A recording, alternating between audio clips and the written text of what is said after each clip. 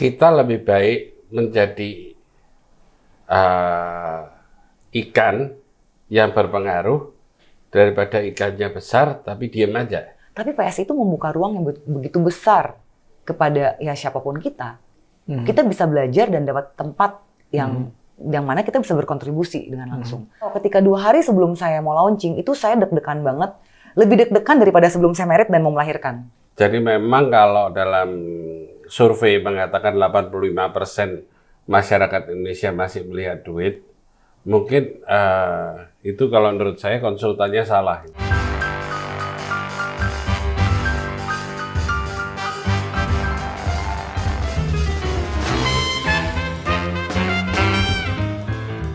Halo penonton Cokro TV, selamat bertemu kembali dalam acara Seruput Kopi. Kali ini saya bersama dengan 2 tokoh yang saya anggap punya kontribusi penting buat Indonesia. Yang pertama adalah Pak Paulus Toto Lusida. Halo Pak. Selamat, salam sehat untuk semua. Terima kasih. Dan yang kedua adalah Sheryl Tanzil. Halo. Halo Bang Ade, salam kebajikan buat Salam semuanya. Salam kebajikan, siap. Jadi Sheryl ini adalah dulunya host dari salah satu stasiun televisi di Indonesia, jurnalis di salah satu stasiun televisi Indonesia. Dia juga menjadi host dari berbagai acara talk show di berbagai tempat, ya. Kemudian menjadi pengusaha, ya. Kecil-kecilan. Baru merintis. Tapi juga yang salah satu yang paling dia banggakan adalah dia adalah seorang ibu rumah tangga, ya. Nah, Pak Toto saya menyebutnya begitu ya. Sheryl ini kita undang karena ada satu peristiwa atau rangkaian peristiwa penting akhir-akhir ini, yaitu cerita tentang adanya eksodus keluarnya beberapa aktivis, tokoh penting dari Partai Solidaritas Indonesia karena berbagai alasan, antara lain karena pindah ke partai lain. Nama-namanya mungkin Anda sudah dengar semua. Tapi pada saat yang sama, yang orang tidak ketahui, pada saat yang sama juga terjadi gelombang masuknya orang-orang penting di Indonesia ke dalam PSI. Nah, 2 orang yang saya undang hari ini adalah 2 orang yang saya anggap nggak main-main ya, dan mereka memilih bergabung dengan PSI. Pertama misalnya Pak Toto ini adalah ketua dari Real Estate Indonesia, ya. Ini Real Estate Indonesia semacam asosiasi Pak ya, Iya. dari pengusaha-pengusaha real estate. Iya. Jadi bayangkan nih penonton, dia bosnya dari pengusaha-pengusaha real estate di Indonesia. Dalam usia 58 tahun kalau nggak salah ya, itu sekarang bergabung dengan PSI. Sheryl juga ketika dia menjadi host dulu sangat terkenal, dia aktivis juga, dia bersuara kritis terhadap banyak hal, dan sekarang dia juga memilih untuk bergabung dengan PSI. Jadi kita akan bicara tentang kenapa mereka bergabung dengan PSI. Siap ya? Pak Toto, ini saya udah antar tadi ya. Ya. Ini kan gini, ceritanya orang pada keluar, beberapa orang lah, dan orang-orang itu terkenal. Sehingga barangkali sebagian orang akan mengatakan bahwa there must be something wrong lah dengan si partai ini. Itu yang menyebabkan orang-orang pada keluar kan. Nah kalau Pak Toto, ini pengusaha, udah kaya raya lah ya. Dan sekarang memilih untuk bergabung menjadi calegnya PSI. Bisa diceritakan Pak kenapa? Ya, jadi saya aktivis mulai SMA ya. Oke. Dan di kemahasiswaan saya alumnus dari Fakultas Farmasi Universitas Airlangga. Jadi sekolahnya di bidang kesehatan karena keluarga semua di bidang kesehatan. Jadi karena aktivitas hobi di organisasi, sampailah saya di Real Estate Indonesia. Karena salah satu usaha saya memang di bidang properti. Nggak ada hubungannya sama kuliah, Pak ya? Sebetulnya kalau hubungan ada, saya ada bidang usaha farmasi juga. Jadi saya sebelum di nasional, saya adalah di Jawa Timur ketua GB Farmasi, Gabungan Perusahaan Farmasi, ketua Forki, Federasi Olahraga Karate-Do Indonesia di Jawa Timur. Agak serem nih Pak. Dan ketua Real Estate Jawa Timur. Kemudian ke Jakarta jadi sekjen, sekarang sudah jadi ketua. Nah, dari teman-teman dan para senior meminta saya untuk berperan di nasional. Untuk berperan ini, kenapa? Karena kondisi Indonesia sekarang ini sangat memprihatinkan. Nasionalisme kita itu untuk kebersamaan dalam kebinekaan itu sangat amat berisiko dengan kondisi yang ada sekarang. Sehingga disitulah saya coba untuk membantu. Dan saya lihat kenapa ke PSI.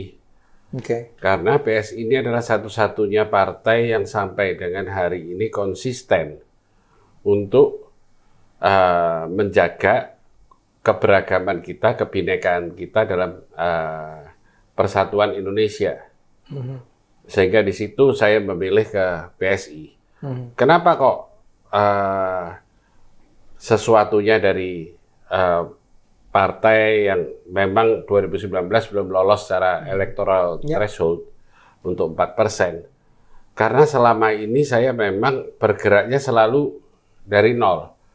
Usaha saya semua dari nol. Karena keluarga saya nggak ada satupun yang jadi pengusaha. Semuanya dokter. Ibu saya dulu juga apoteker, sama dengan saya. Dari situ saya berusaha untuk membangun, dan alhamdulillah sampai dengan saat ini apa yang saya bangun selalu berhasil. Sehingga saya harapkan dan saya optimis bahwa PSI dengan saya ikut bergabung, PSI akan menjadi partai yang eksis di Indonesia. Luar biasa nih Pak. Ini PSI pasti senang sekali dengar ini. Nah, tadi Pak, jadi dua hal ya. Pertama ada panggilan nasionalisme. Dan Bapak melihat bahwa hanya, kalau nggak salah Bapak menyebut ini ya, hanya PSI lah yang Bapak percaya akan bisa terus memperjuangkan nasionalisme. Itu satu ya. Nanti saya kembali ke sana. Tapi yang kedua adalah Bapak mengatakan bahwa justru memilih PSI karena dari dulu pun Bapak itu memang tidak pernah memperjuangkan sesuatu yang sudah besar sebelumnya. Kira-kira begitu ya? Ya, betul. Jadi kenapa Bapak tidak berada di partai lain kalau seandainya mau politik? Ya karena ini lebih DNA-nya Bapak adalah mengembangkan dari awal. Ya. Gitu ya. Nanti saya kembali ke sana dulu Pak ya. Cuman kan saya harus tanya sama Mbak Sheryl nih. Ini Mbak Sheryl juga perempuan, udah hidupnya sudah established sebetulnya, sudah nyaman lah ya. Tapi tiba-tiba sekarang masuk ke PSI, pada saat orang justru lagi pada keluar dari PSI. Silakan Sheryl. Saya terus terang ya ditawarin untuk join PSI itu udah lama banget.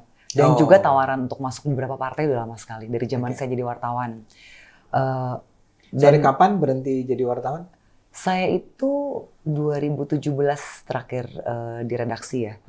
Setelah itu kan saya jadi host talk show, tapi udah nggak terikat dengan redaksi. Jadi bisa di TV mana aja dan kebanyakan acara off air. Untuk acara-acara event perusahaan, TBK company atau ya government company gitu. Nah, saya merasa PSI itu cukup konsisten ketika partai lain sudah mulai berubah begitu ya, karena mungkin mereka melihat sesuai hasil survei mana yang akan populer untuk membawa partai mereka. Tapi saya merasa PSI masih cukup konsisten dengan perjuangannya. Kalau kita lihat di website-nya kan kesetaraan dan anti korupsi. Nah, kebetulan saya cukup tertarik dengan isu-isu kesetaraan. Karena saya sendiri lahir dari keluarga yang cukup beragam ya background-nya. Jadi oma saya tuh dengan bangga cerita dia itu gede di kampung Arab di Makassar. Jadi oma saya kecil itu masih pakai cela dari Arab. Dan saya bahkan berpikir saya tuh punya darah Arab Makassar gitu loh. Padahal bukan. Itu harus kita tes ya. Karena orang Makassar itu kan udah berbaur banget seperti Betawi lah begitu ya, sudah gado-gado gitu. Dan mungkin yang membuat saya jadi agak terlalu idealis hidup saya dan jadi I found it a hard way ya, karena orang idealis itu kan nggak mudah hidupnya ya. Itu dari kecil ketika misalnya gini, guru bahasa Indonesia nih SD bikin tugas mewawancarai orang tua, apa harapan orang tua terhadap kamu. Nah, saya tanya mama saya waktu itu single parents. Ya. Belum ketemu dengan ayah saya yang sekarang, stepdad saya. Saya nanya mama saya pulang kerja tuh, udah sore-sore banget. Mah, mami ini ada PR bahasa Indonesia, harapan orang tua terhadap anak apa? Saya masih SD nih.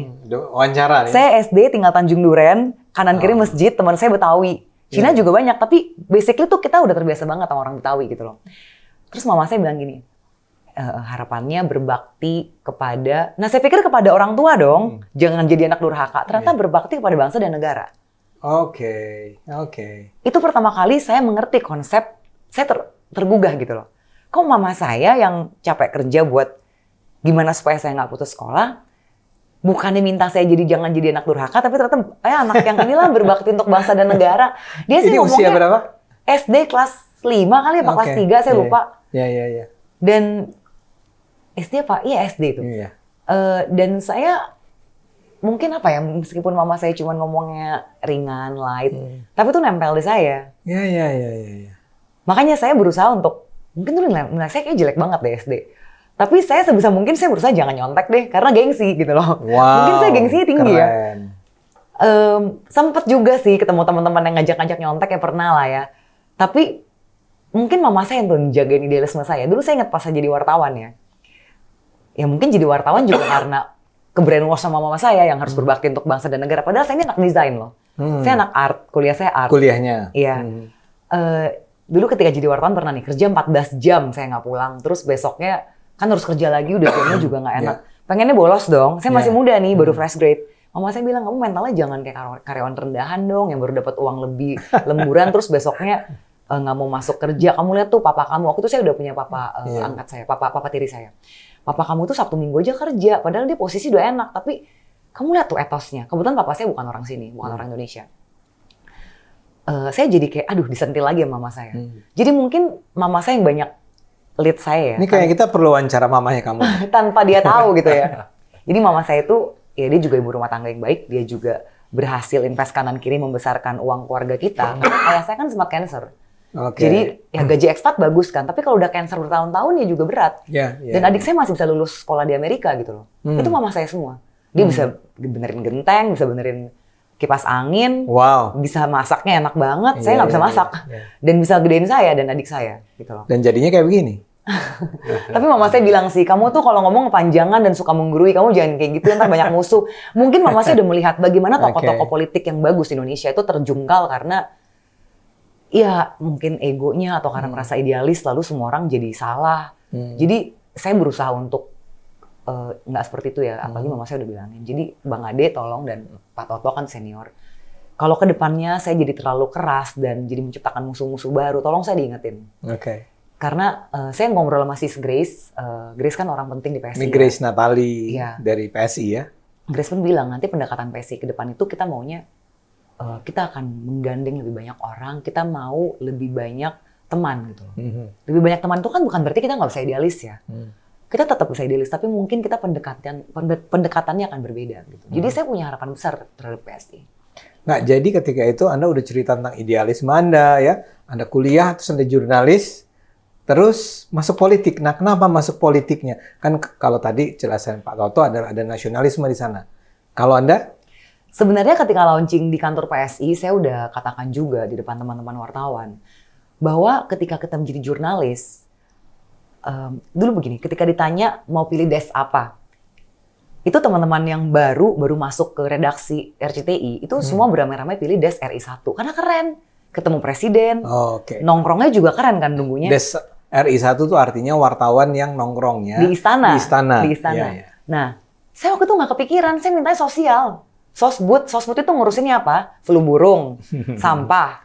Saya lama di desk kriminal. Jadi itu dari polsek ke polsek, dari keset kaki ke keset kaki kita duduknya. Tapi memang setiap kali ditanya interestnya apa, saya selalu pilihnya itu. Saya nggak kepikiran tuh pengennya dekat sama wartawan itu kan katanya banyak akses ya Pak Toto ya. Saya akses ke Pak Toto gitu ya. Nggak kepikiran kayak mau foto sama menteri, foto sama pejabat gitu loh. Ya pendekatan kita aja kan kalau sana kriminal dari kanit ke kanit gitu loh nanya. Bahkan orang palang hitam tuh orang-orang yang bekerja untuk mobil jenazah khusus untuk orang-orang yang tidak ada identitasnya. Namanya makanya palang hitam. Orang-orang yang mungkin ketabrak kereta api atau kasus pembunuhan dan nggak ada KTP, nggak ada. Itu orang-orang yang kita jaga banget hubungannya sama kita karena itu juga perlu diberitakan kan hal kayak gitu ya. Jadi saya tuh merangkak dari bawah banget. Tapi dari situ mungkin saya jadi kadang saya frustrasi Bang Ade karena desk di TV itu kan dilempar-lempar ya. Kadang misalnya saya lagi mendampingi pada saat itu saya di Metro TV ada anak yang dia itu karena operasi usus buntu nggak tahu gimana kalau operasi nggak bangun aja sampai sekarang, anak umur 8 tahun. Ya ayahnya tadinya memang punya pekerjaan cukup bagus, tapi belum direktur lah ya. Tapi seberapa kuat nahannya karena kan ya masih tiap hari dampingin anak di rumah sakit. Dia waktu itu lagi berjuang ke MK DKI, untuk kasus malpraktek. Nah itu kasus belum kelar, saya udah mesti pindah desk, udah diganti lagi ke harus liputan yang lain. Karena kan akhirnya juga TV itu harus mengejar headline, mengejar aktualita. Saya frustrasi di situ. Saya pernah nanya ke produser saya bilang ya memang seperti itu di TV itu, TV berita. Apa frustrasi karena? Nggak kelar kan yang kita angkat itu. Oh, Anda inginnya ya Anda meliput. Mendampingi sampai selesai. Ternyata itu bukan tugas jurnalis, itu tugas advokasi, tugas pengacara. Oke, good. Jadi sekarang ini Anda berpikir seperti idealisme itu akan bisa dituangkan kalau Anda masuk ke dalam sistem melalui PSI. Ya gitu ya. Saya akan kembali ke Anda. Tapi sekarang saya kembali ke Pak Toto dulu nih. Pak Toto, Anda menyebut kata nasionalisme sedang terancam lah. Ya. Itu maksudnya Pak Toto apa? Dan apa yang bisa dilakukan oleh PSI dalam hal ini? Ya, sekarang itu slogan kita bersama adalah Bhinneka Tunggal Ika. Dan semua orang sudah tahu bahwa Bhinneka Tunggal Ika itu, kebinekaan itu adalah ciptaan dari Tuhan. Ikanya itu harus perjuangan kita bersama. Nah, untuk itulah saya melihat perlu kita perjuangkan bersama. Kita nggak bisa cuma duduk. Apalagi saya lihat partisipasi dari masyarakat untuk pemilu pun itu kecil sekali. Nah, untuk itu saya harus berjuang di situ. Kebetulan saya sudah di nasional, saya harus berjuang di situ untuk memperjuangkan bersama. Dan saya melihatnya adalah track record selama ini. Saya lihat PSI sangat konsisten, sangat bagus. Bahkan mereka yang di DPRD, semuanya reputasinya, track recordnya benar-benar tidak ada celah. Sampai dengan sekarang, sehingga disitulah saya melihat, wah di sini saya bisa berjuang bersama untuk memperjuangkan keterancaman. Karena apa? Terlalu banyak sekarang dengan kemudahan viral, medsos, itu berbahaya sekali. Karena masing-masing berbeda-beda pendapat, masyarakat itu akan menjadi bingung, mana yang benar, mana yang salah. Sehingga kita perlu bersama-sama untuk Indonesia, untuk berjuang. Bukan sekarang, teoritis Indonesia. Kalau Anda tidak memulai, bagaimana kondisi ini bisa kita pertahankan? Pak Toto, tapi kan begini ya, saya yakin Sheryl juga menyadari ini. Orang sering mengatakan bahwa kondisi DPR kita tuh tidak baik-baik saja. Artinya kalau Anda masuk ke sana, Anda kan akan berhadapan dengan berapa ratusan orang sebut anggota parlemen yang lain yang jangan bayangkan cara berpikirnya seidealis Anda berdua kan. You have to fight buat itu. Ya. Nah Pak Toto ini orang yang sudah hidupnya nyaman, sudah senior lah ya, senior citizen kan, udah jadi ketua, udah kaya dan seterusnya. Pak Toto siap nih untuk masuk harus berhadapan dengan kondisi yang seperti yang tadi saya sampaikan. Apa pendapat Pak Toto? Ya, kondisi itu kita tidak ada umur, tidak ada waktu, kapanpun harus kita perjuangkan. Saya gini, saya pernah mengajak beberapa teman Muslim, waktu itu kurang lebih 19 orang, untuk ke Vatikan.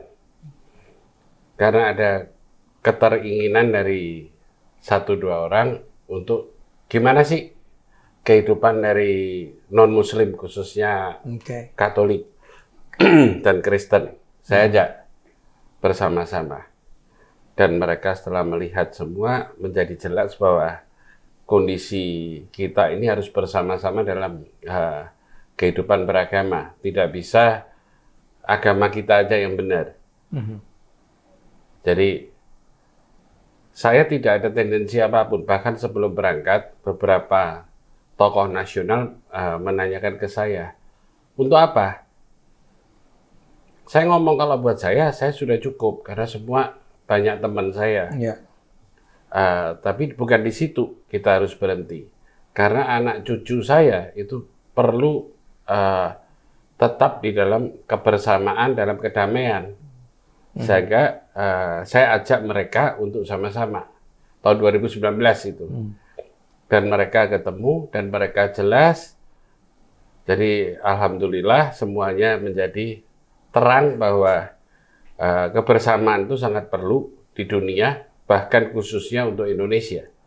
Itulah di situ saya merasa bahwa saya berbuat untuk bangsa dan negara. Dan itu harus saya teruskan bahwa sekarang satu suara apakah cukup atau tidak di DPR yang demikian banyak orang. Selama ini saya hidup juga dalam keberagaman. Dan kenyataannya saya bisa berperan dengan keikhlasan saya untuk berhubungan, berkomunikasi dengan semua unsur yang ada di Indonesia. Sehingga saya optimis dengan kondisi saya bisa memperjuangkan. Tapi kan gini, mungkin sebagian ya pengusaha berpikir, ya udahlah kita bantulah ya partai politik, LSM, kasih duit gitu ya. Tapi Anda tetap hidup tenang di kantor Anda yang nyaman, yang tidak berisik, ya. Dan biarkan orang-orang di lapangan sana yang mengerjakan harapan-harapan Anda. Anda merasa itu tidak cukup ya? Anda sampai merasa bahwa Anda sendiri harus berada di DPR. Jadi sekaligus Bang Adi, saya sampaikan ke masyarakat, kalau kita tidak mau berjuang, jangan kita mengeluh. Ya, buat apa kita mengeluh?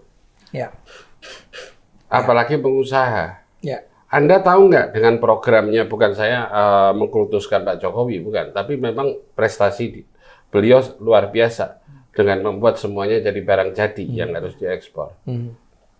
Apakah luar negeri bisa terima? Ya. Banyak sekali, karena saya juga vice president di Asosiasi Dunia di Properti. Kita tunggu aja. Lu tunggu apa? Tunggu presidennya ganti. Siapa tahu regulasinya berubah, kita bisa menjajah lagi secara ekonomi di Indonesia. Dan itu benar-benar terjadi kenyataan di luar ya? Di luar. Bahwa apa yang sekarang Indonesia dengan kestabilan inflasi yang 5, menjadi 5 besar dunia. Anda bisa lihat kalau Anda ke luar negeri bagaimana kondisi Eropa, Uni Eropa, Amerika, dan negara Asia lainnya. Anda baru bisa merasakan bagaimana Anda makan di luar negeri, berapa biayanya sekarang. Jadi, apa yang terjadi di medsos selalu menyalahkan yang ada sekarang. Ilmunya ilmu pokoknya. Nah, ayo kita berjuang bersama untuk keberadaan kita sebagai negara Indonesia, sebagai masyarakat dan warga negara yang mana dulu terkenal hanya hobinya shopping mania. Sekarang kita bisa berjuang bahwa saya Indonesia. Nah, dari situlah saya melihat bahwa partai yang konsisten sampai hari ini adalah PSI. Mungkin masih kecil, tapi menurut Anda itu tetap worth it lah kata orangnya untuk diperjuangkan. Kita lebih baik menjadi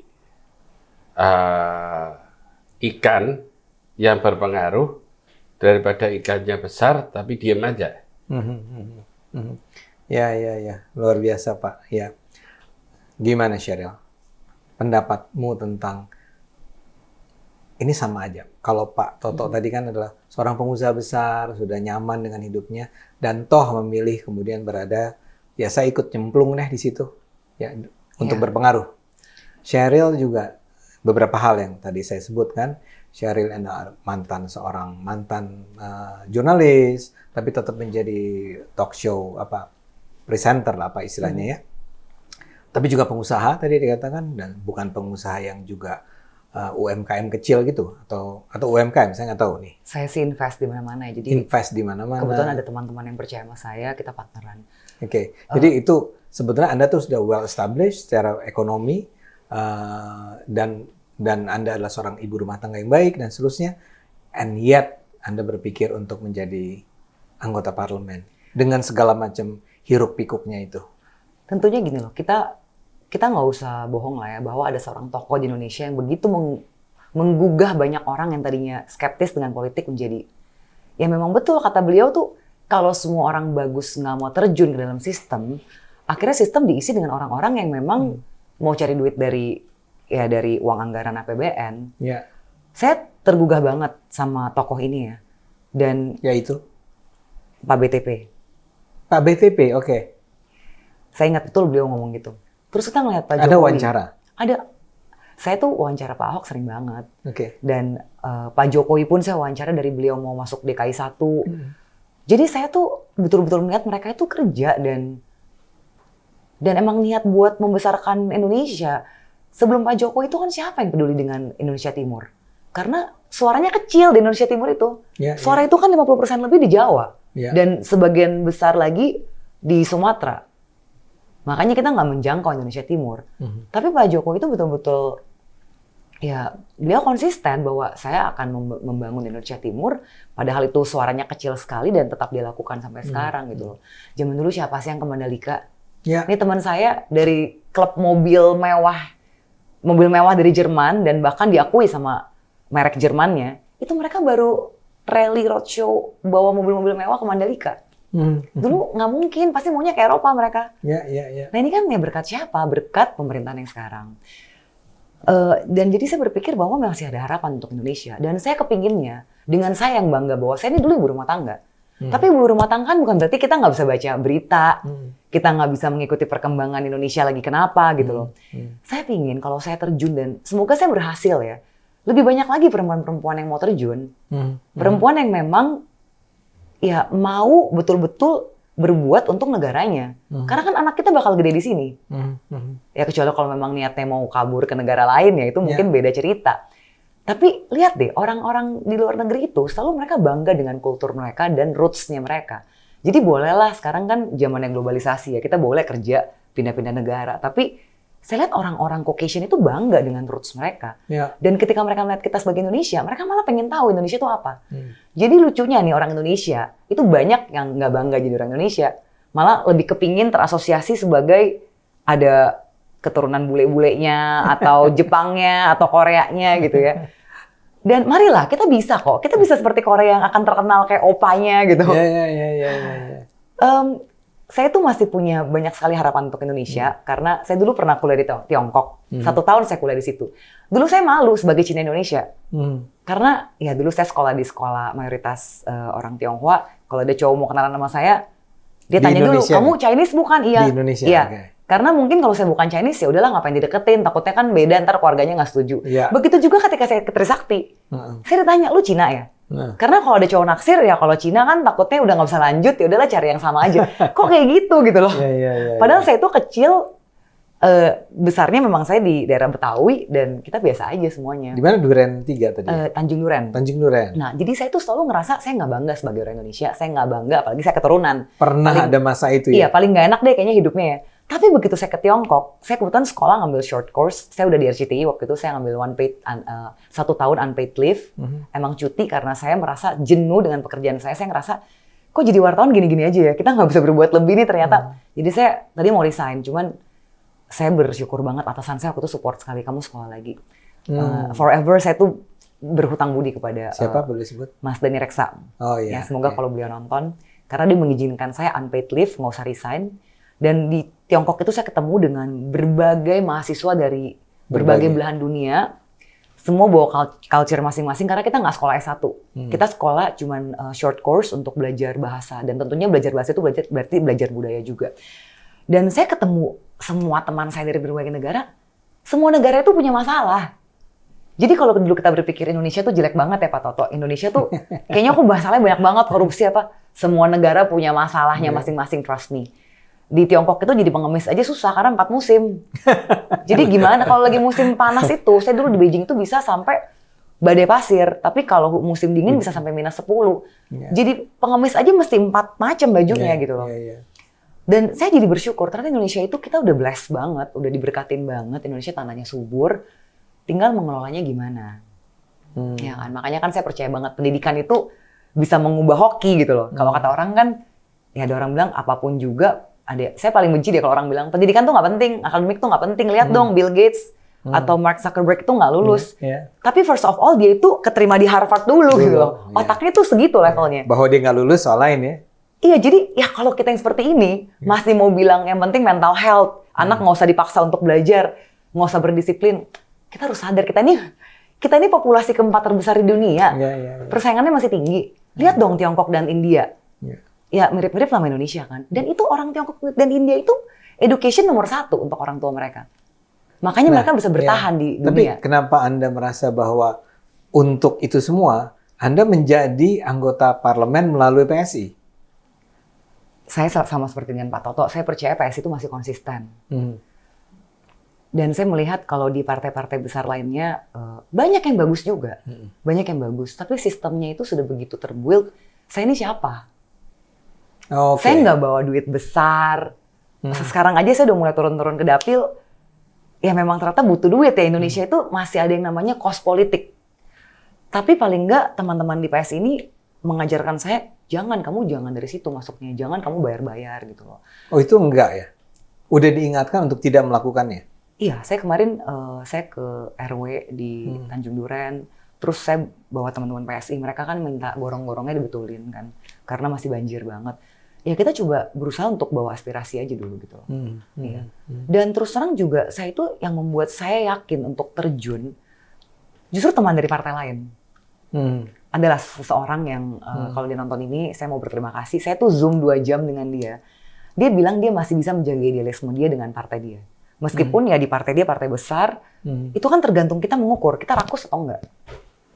Dan saya terunggah dengan dia, tergugah. Tapi kebetulan memang saya merasa jodoh saya dengan PSI. Karena ya itu saya muda, saya masih butuh banyak belajar dari senior-senior. Tapi PSI itu membuka ruang yang begitu besar kepada ya siapapun kita. Kita bisa belajar dan dapat tempat yang mana kita bisa berkontribusi dengan langsung. Kalau di partai besar lain saya nggak yakin gitu loh, saya bisa dapat kesempatan yang sama. Sementara kita itu kan kepinginnya berkontribusi maksimal ya. Ya tapi kan begini, ini saya bicara tentang logika awam nih ya. PSI di 2019 nggak lolos. Ya. Anda punya cita-cita, Pak Toto, Anda punya cita-cita besar untuk Indonesia. Nah, nanti kalau nggak lolos lagi, sementara kan untuk bisa lolos, untuk mencapai parliamentary threshold 4,4% kalau nggak salah, itu artinya Anda harus kerja keras loh. Iya. Itu berat banget. Kalau Anda berada di partai besar, udah kayak captive lah, udah pastilah dapat kalau 10% aja lah. Sehingga untuk bisa masuk ke parlemennya, itu kan jauh lebih gampang. Tapi kenapa pilih the hard way? Kalau saya melihatnya begini, untuk menjadi seseorang yang membawa perubahan, kita harus mau berjuang kan. Kalau semuanya mau terima beres, ya itu namanya bukan berjuang. Dan saya percaya bahwa PSI sudah punya pengalaman 1 kali gagal pemilu. Pasti mereka sudah punya pengalaman yang lebih. Pasti sudah ada strategi baru. Dan memang sudah di-share ke kita. Dan tentunya saya nggak bisa buka di sini ya. Itu kan strategi partai. Tapi saya percaya bahwa teman-teman ini di bawah itu menggeliat banget. Dulu tuh kan PSI ketika dia dibentuk itu nggak sampai 3 tahun sebelum pemilu kan. Cepat sekali. Kalau nggak salah cuma ada 2 tahun deh. Jadi mereka betul-betul kerja keras bagaimana supaya lolos verifikasi dan berhasil, tapi memang dari pusat yang menggerakkan. Tapi begitu PSI jadi di DPRD dan mereka bekerja, itu di daerah udah gerak sendiri semuanya. Di daerah tuh udah mulai banyak orang-orang yang datang ke kantor PSI tanya gimana mereka bisa bergabung, bagaimana bisa berkontribusi. Betul ya Pak Toto di Pak Toto kan dari Jawa Timur ya, betul di situ juga gitu kan. Dan yang saya dengar sih gitu ya teman-teman ya. Dan surprisingly ketika saya declare, saya launching di Instagram saya dan dibantu juga dengan platformnya PSI bahwa saya gabung, saya lebih plong. Bang Ade tahu, Pak Toto tahu ketika 2 hari sebelum saya mau launching itu saya deg-degan banget, lebih deg-degan daripada sebelum saya merit dan mau melahirkan. Karena saya tahu akan banyak orang yang memusuhi saya, teman-teman saya akan berpikir bahwa saya cari duit dari politik, karena kan ada istilah gini, ya orang tuh nyalek karena udah nggak laku, udah nggak punya kerjaan di luar, baru nyalek. Gitu. Banyak yang seperti itu kan. Itu masih ada stereotip seperti itu. Karena memang ada orang yang seperti itu. Saya udah siap-siap tuh, pasti teman-teman saya akan nyinyir. Ada lah yang seperti itu. Dan saya juga berusaha reach out sebanyak mungkin orang yang menurut saya punya peranan penting dalam hidup saya, orang-orang yang saya hormatin. Jadi dari muda dan dari yang usia senior saya hubungin, surprisingly malah yang tua-tua menyemangati saya. Mereka bilang, oh kamu ke PSI. Nggak apa-apa, Cheryl tuh partai bagus, kamu bisa berjuang di situ. Dan ini orang-orang yang dari partai lain. Saya nggak usah sebut nama ya, tapi lihat background saya, silakan di Google, saya dari TV mana, udah ketahuan teman-teman senior saya masuk ke partai mana. Dan mereka semua bilang, nggak apa-apa Cheryl, kamu masih muda, nanti ketemulah kita, supaya kamu jangan terlibat dalam arus pusaran yang nggak benar. Malah mereka tanya, kalau kamu butuh masukan apa, kita siap bantu. Jadi saya malah lebih pulang setelah launching. Tentunya ada teman-teman yang kecewa saya nggak bergabung dengan partainya. Tapi saya juga kulunungun dan sowan, dan saya bilang, saya mau berjuang bareng. Karena ya saya nggak mimpi bakal lolos ya atau apa, tapi kan kita mau berjuang untuk sesuatu yang intensi yang baik ya. Dan saya bilang, kalaupun nanti sudah berhasil duduk di kursi DPR, ya tetap kita kan harus bergandengan tangan untuk Indonesia yang lebih baik. Kalau memang sekarang banyak yang istilahnya setannya atau iblisnya, tapi saya percaya masih ada orang-orang baik. Saya sempat telepon Inaya juga, putrinya Gus Dur yang paling kecil. Saya cerita sama dia perjalanan saya bagaimana sampai saya memutuskan gabung PSI. Saya bilang, ya karena salah satu orang dari partai lain yang dia cerita detail bagaimana dia jadi anggota DPRD, bagaimana dia menjaga idealisme dia. Dan Inaya bilang, Cher, ada kok orang yang baik, idealis. Dan mungkin kita lupa ya, Gus Dur itu kan dulu juga dari parlemen sebelum jadi presiden. Inai bilang, meskipun jumlahnya dikit, Cher, ada orang-orang yang gue kenal itu dan memang benar-benar mereka tuh kerja dengan bawa idealisme dan hati nurani. Jadi sebenarnya masih ada Bang Ade. Dan kalau ditanya lagi kenapa PSI? Ya ini partai pilihan saya karena saya melihat Grace ini masih berjuang. Grace nggak pindah partai. Grace idealisme masih sama. Kalau misalnya ada beberapa yang pindah partai, ya analoginya begini. Ketika saya meninggalkan stasiun TV saya yang kemarin, apakah berarti stasiun TV-nya jelek? Enggak, itu stasiun TV terbaik semua yang saya masukin. Itu semua yang the best menurut saya. Saya justru terbentuk idealisme saya karena saya pernah di situ. Apakah ketika saya pindah dari situ lalu dibilang stasiun TV yang saya tinggalkan jelek? Dan kebetulan teman-teman yang pindah ini kan masih muda-muda. Kalau saya bisa sebagai jubir PSI ya, saya akan ditanya wartawan, saya akan bilang best of luck for them. Karena mereka masih muda, karir politik mereka masih panjang. Biarlah mereka tumbuh dan berkembang. Mereka harus melihat juga rumah lain seperti apa. Karena dari situ mereka akan lebih matang dan semoga idealismenya masih terjaga untuk rakyat, untuk aspirasi rakyat. Jadi janganlah kita dikotak-kotakan mau diadu domba karena ini beda partai. Ya silahkan ya kalau mau itu strategi marketing partai lain ya. Tapi ya PSI ini harusnya menjadi rumah bagi siapa saja dan ketika mereka sudah selesai dengan PSI, yang penting idealismenya masih terjaga. Luar biasa. Ya. Ini PSI beruntung sekali dapat Cheryl nih. Saya beruntung dilirik PSI. Oke. Pak Toto, tadi Cheryl sempat menyebut nih, begitu saya menyatakan menjadi anggota PSI, pasti akan ada misalnya serangan atau pertanyaan. Itu juga sebenarnya mengganggu saya nih. Pak Toto pengusaha. Ya, pengusaha kan pada dasarnya tidak ingin cari musuh kan. Nah, begitu masuk PSI, ada kekhawatiran nggak atau sudah terjadi nggak ada semacam apa sih, apakah kenyinyiran, resistensi, kritik, atau sikap yang tiba-tiba berubah? Ya pasti ada di semua segi. Jadi kalau kita boleh ngomong sih, Nabi pun itu pasti ditentang. Jadi apalagi kita ya manusia biasa. Jadi ya yang penting kita perjuangkan dan pengusaha itu tidak bisa hanya mencari untung. Jadi yang penting saya untung, saya bisa berkembang, lainnya terserah. Nggak bisa, karena kita hidup, tadi yang disampaikan oleh si Cheryl, bahwa kita hidup itu bukan sendiri. Dan kita hidup untuk anak cucu kita. Bukan untuk diri kita sendiri. Bagaimana sekarang kita bisa melihat atau kita bisa bangga dengan seorang Menteri Agama yang bisa mengatakan baru pertama kali nih, sudah 77 tahun Indonesia merdeka. Ada seorang Menteri Agama yang baru mengatakan bahwa saya menteri segala agama. Statement yang singkat satu kalimat, tapi berarti. Itu sangat berarti untuk seluruh Indonesia. Dan itu salah satu peserta yang ikut ke Paus ke Vatikan. Apa yang saya dapat? Gak ada. kebanggaan kita bersama untuk kita perjuangkan dan kita jaga. Dan apakah Menteri Agama juga nggak dikritik? Kritik banyak itu. Sama dengan saya. Dan berapa besar seorang pengusaha itu bisa dikatakan berhasil atau sukses? Dari rasa syukur kita. Kalau kita bersyukur, ya di situ kita sudah cukup.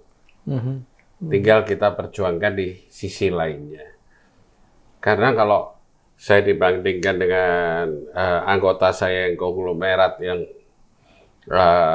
perusahaan-perusahaan developer yang gede-gede banget, ya kalah saya. Tapi kan bukan di situ. Dengan eksistensi dan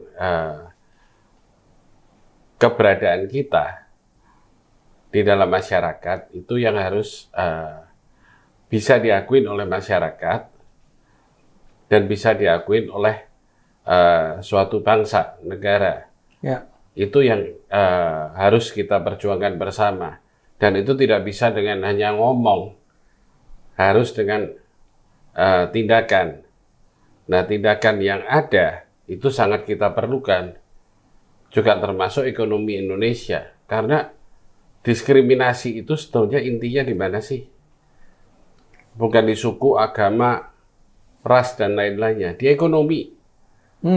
Kalau ekonomi kita selevel, gap itu menjadi kecil, diskriminasi itu hilang.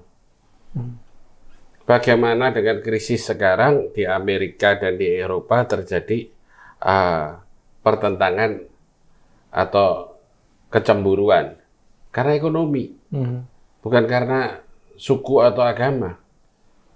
Nah, itu yang juga harus kita perjuangkan bersama. Karena saya salah satu yang berperan di bidang ekonomi, juga selain di bidang kemasyarakatan, itu juga harus kita perjuangkan bersama. Supaya masyarakat yang di bawah itu bisa hidup juga dengan baik. Ini saya ambil contoh ya, satu yang sangat bagus, mungkin kepala daerah lain bisa contoh juga. Misalnya membuat seragam PNS. Nggak perlulah ditenderkan ke pengusaha besar-besar itu semua. Ya. Kasihkan ke UKM. Iya. Suruh kerja semua mereka. Tunjuk langsung. Supaya apa? Supaya mereka juga tergugah dan membangun diri untuk menjadi eksis di Indonesia dalam bidang ekonomi. Saya dulu juga mulainya bukan siapa-siapa di bidang ekonomi. Saya berjuang dari nol. Karena keluarga saya nggak ada yang jadi pengusaha. Kenapa saya bisa? Ya karena networking, teman-teman. Nah, dengan teman-teman inilah saya mau mengajak bersama-sama berjuang untuk membangun lingkungan kita, mulai dari lingkungan kita untuk kemudian ke bangsa dan negara.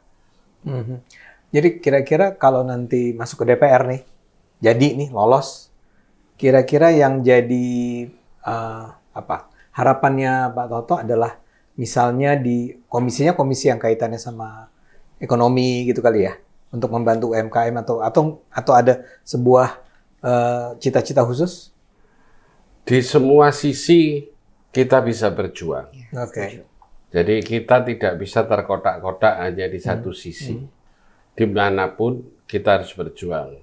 Dan kalau misalnya kita lolos, jangan misalnya, kita optimis harus lolos. Dan kita harus pasti lolos. Karena apa? Saya pun sekarang di PSI sebagai Ketua Dewan Pakar untuk nasional. Saya akan memperjuangkan bahwa semua dari PSI ini dengan kebersamaan kita. Karena di PSI ini kita memanggil sahabat-sahabat kita semua di PSI adalah saudara-saudara kita, adalah bro dan sis. Ya. Itu keakraban yang Bro Toto nih. sangat bagus yang harus kita pertahankan untuk kebersamaan. Kalau dengan kebersamaan, saya yakin dan 100% kita pasti lolos. Cool, Pak. Ini orang-orang PSI gembira sekali ini. Oke, kalau ini pertanyaan terakhir, Sheryl. Kalau Anda jadi nih masuk ke DPR, apa ininya? Cita-citanya apa? Cita-cita saya sih mau berjuang untuk pendidikan yang lebih baik untuk Indonesia. Pendidikan ya? Meskipun memang betul kata Bro Toto bahwa dimanapun juga kita bisa membangun kok. Semua komisi yang ada di DPR itu kan memang sudah diciptakan untuk kebaikan semua orang Indonesia. Tapi saya sih bermimpi bahwa Indonesia nanti orang itu lebih punya kesadaran untuk mengejar pendidikan yang baik. Oke. Ini masih berapa waktu lagi sampai akhirnya mulai pemilihan apa? 1 tahun. 1 tahun. Lebih di sini. Awal 2024 kan ya? Ya, 1 tahun 2 bulan ya. 1 tahun 2 bulan. Jadi ini sudah akan mulai nih ya. Mulai hari ini atau untuk beberapa hari terakhir sudah mulai turun lapangan tadi ya. Pasang baliho. Karena kan banyak yang bilang PSI itu partai elit, hanya menyentuh di sosial media, partai sosial media Indonesia. Jadi karena banyak teman-teman udah nasihatin saya, Cheryl kamu jangan seperti itu ya, kamu harus turun ke bawah. Dan ternyata PSI udah kuat banget di bawah. Waktu kemarin saya, iya, jadi saya tuh bingung juga kalau orang bilang ini partai cuman partai sosial media ya. Mungkin itu yang mereka lihat di sosial media aja. Mungkin karena mereka juga nggak turun ke bawah kan. Tapi ya di daerah-daerah pun ya teman-teman PSI ini berusaha untuk ketemu warga dan menyerap aspirasi mereka butuhnya apa. Cheryl di daerah mana? Saya di Jakarta Barat. DPR Pusat ya? Jakarta Barat, Jakarta Utara, Kepulauan Seribu. Bro Toto, di mana? Saya Surabaya Sidoarjo. Surabaya Sidoarjo. Dan sudah mulai nih ya? Ya, saya lebih banyaknya sama. Jadi kita kerja untuk masyarakat, kita bantu untuk masyarakat. Jadi bukan terus lu coblos gua, lu mau minta duit berapa? Itu nggak ada. Bukan. Ya? PSI nggak boleh begitu ya? PSI nggak ada itu. Kenapa? Karena nggak bisa. Beberapa kali di Surabaya aja. Saya ambil contoh Surabaya lah. Dan banyak masyarakat Indonesia mayoritas tidak bisa lagi seperti itu. Jadi memang kalau dalam survei mengatakan 85% masyarakat Indonesia masih melihat duit, mungkin itu kalau menurut saya konsultannya salah. Karena buktinya, saya ambil contoh aja waktu Pilwali Surabaya, itu benar-benar rakyat sudah mengerti sekali siapa yang harus jadi sebagai pimpinan di daerah. Dan Anda berdua nih, Bro dan Sis ini percaya bahwa kalau masyarakat sampai mengenal PSI, sesungguhnya mereka akan mendukung PSI.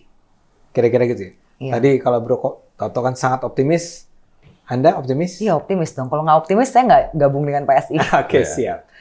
Thank you Bro Toto, Sis Cheryl ya. Ini percakapan yang sungguh menyenangkan ya. Dan kita berharap ada lebih banyak calon-calon anggota parlemen seperti Anda berdua, terlepas dari partai manapun mereka ya. Ini kan mudah-mudahan bukan cuma ada di PSI yang seidealis-idealis Anda ini. Jadi begitu penonton Cokro TV, Anda sudah dengar sendiri nih percakapan dengan 2 calon anggota legislatif DPR dari Partai Solidaritas Indonesia. Kita tentu bahagia sekali dengan adanya orang-orang semacam ini, bukan karena apa-apa, tapi karena memang Indonesia butuh anggota-anggota parlemen seidealis mereka yang mudah-mudahan membawa Indonesia menjadi lebih sejahtera, lebih makmur, lebih bahagia, lebih damai. Terima kasih buat semua. Terima kasih. Kita minum dulu. Seruput kopi dulu.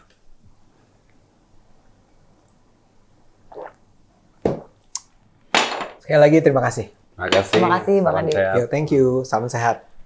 Terima kasih.